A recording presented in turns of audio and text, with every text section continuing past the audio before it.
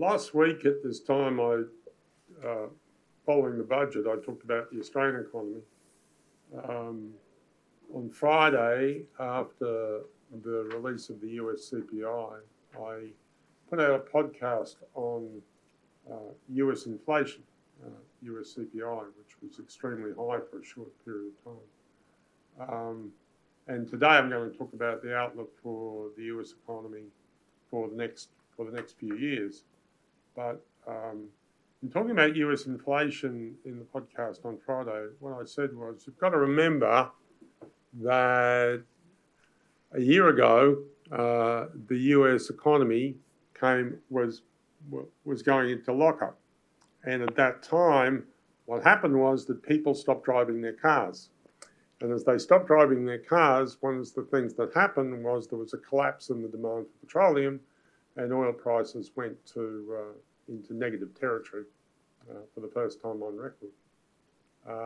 And since that time, what you've seen is the recovery of the automotive sector, but you've also seen a recovery of the aircraft sector. And that re-acceleration, the fact that people are travelling again in the US economy, generates, when you look at it, all of the increase in prices that we saw last week in the US. Most of the prices increases are actually in the petroleum sector and the energy sector. But the ones that are outside what are usually not counted in volatile items were things like, were still automotive. They were things like car hire or the price of used cars, all of which were accelerating at a very rapid pace, but all of which were obviously the result of the recovery of travel. People were driving to work, people were driving to other places, driving around the US, and people were flying around the US. That was really what drove that increase in inflation. And that short recovery can be very intense for a period of time, but it tapers off. And that's the pattern that we see with the US economy when we look at our forecast for this year, next year, and a couple of years after that. This year, as I've said a number of times, the Federal Reserve already expects that GDP growth in the US economy this year will be 6.5%, and the first quarter growth was 6.4%. Usually that's revised upwards. You'd expect it to be revised upwards to a number of about 6.7 actually on previous records. In this quarter, the Atlanta Fed tells us that the US economy is growing at a 10.5% annual rate, which means it'll grow by about 2.5%, over 2.5% for the quarter. That's incredibly powerful. And when we look at what's driving that very, very rapid growth, it's the same thing that drove prices, is that people are getting in their cars again and driving, but also aircraft are flying around the United States, and there's a dramatic increase in not just in travel expenditure, but in the demand for aircraft, for example, is rebooting itself again in the US economy. So for this year, we now expect growth in the US economy of 6.7%, which is where we think the first quarter will come into after it's revised. And what's actually driving that, when we look at the detail of it, is that the biggest surge in that is increase in aircraft manufacture, which should grow by about 57% this year, drops away to 37% next year, still huge numbers, but then 10% the year after that and 2% the year after that. So what you can see is this surge now, which is driving it. Also, transportation equipment generally increases this year by about 18%. This is to say manufacture of transportation equipment. So the car manufacturing, demand for new motor vehicles and trucks, up 18%, 11% next year, 13% the year after that, but nothing the year after that. Again, it's a rebuild of domestic transportation within the US economy. as a result of this, you get a big surge in the mining and petroleum sector, which is basically the petroleum sector, and that grows by about 18% this year and next year in the US economy, and nothing the year after that and the year after that. So what you've got is a total growth outlook for the US economy of 6.7% this year, we think, 4.7% next year, we think, and then it drops back to about 2% the year after that and the year after that. So all of this growth is in the dramatic recovery from the shutdown last year and a bit more driven by the enormous increase in domestic demand that we've got in the US economy.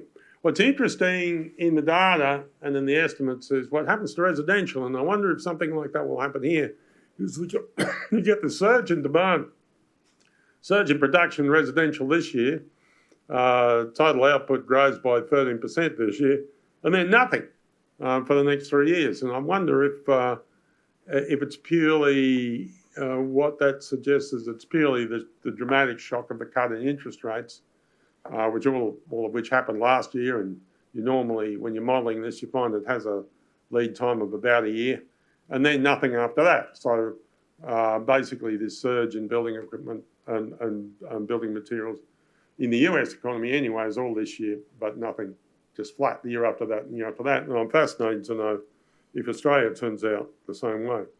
Now, the result of this is, when we go back to this issue of inflation, if you get all this big surge now because everything's recovering very, very rapidly, particularly the automotive sector, what you get is a terrific kick in producer prices.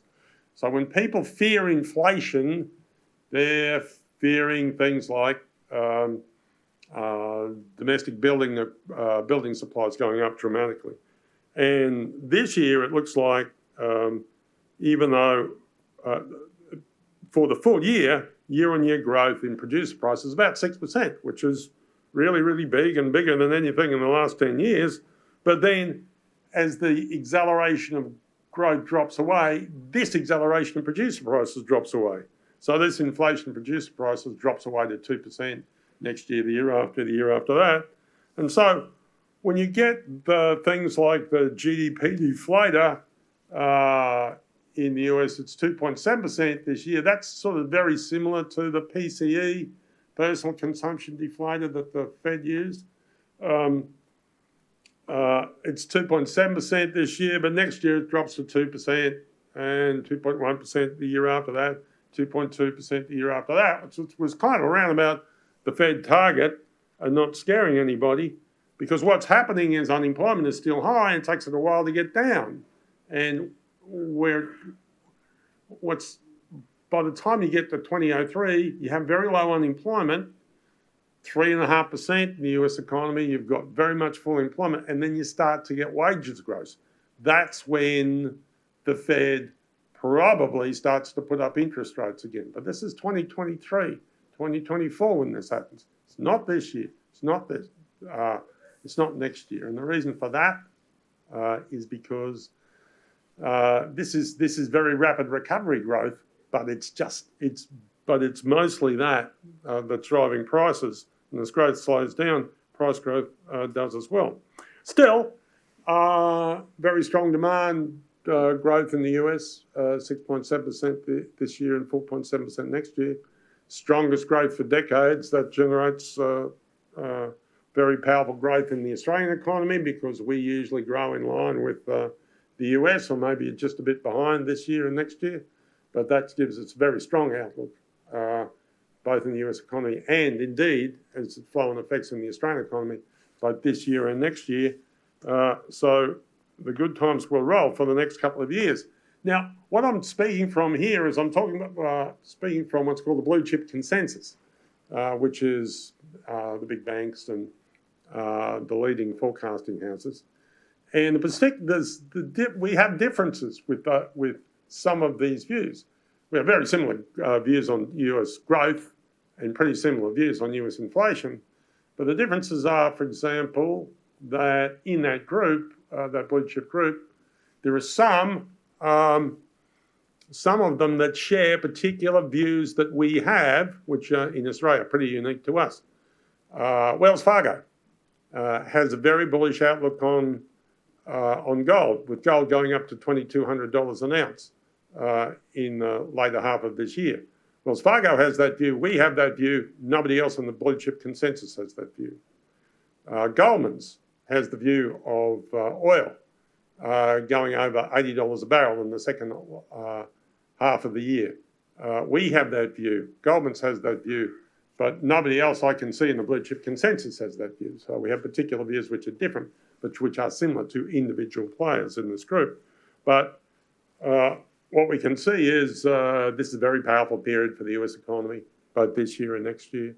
And hence it will be a very powerful period for the Australian economy in this year and next year. And surprisingly, so far, the inflation forecasts 2-3 years out are really much lower than the media would have you believe.